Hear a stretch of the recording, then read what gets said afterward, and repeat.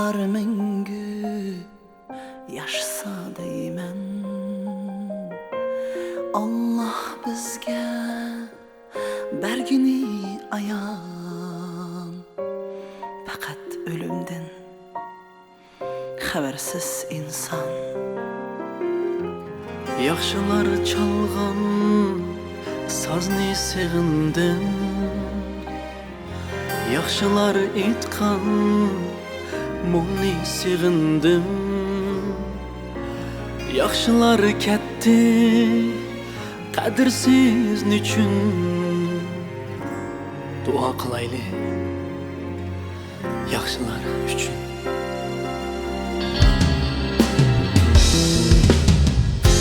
Bu dünyada hem adam aziz bir mihman, oxşamaydı baskan kadem, oxşamaz nişan. Rahimsiz takdir, kadirsiz hayat, azizlar ketdi mengüge azap.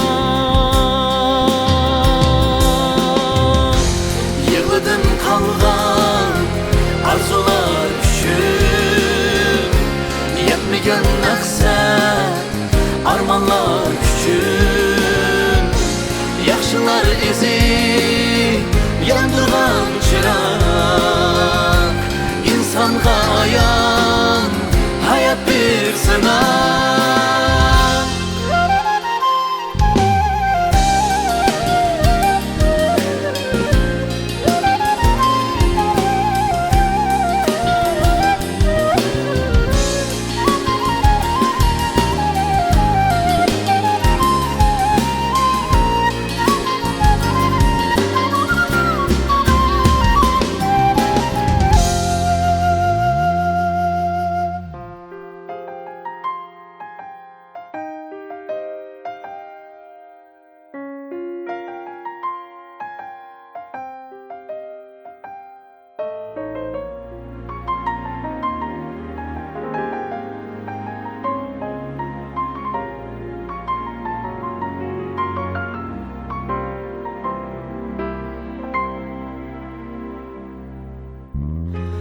Mehirsiz qalğan yaxşılar bardır,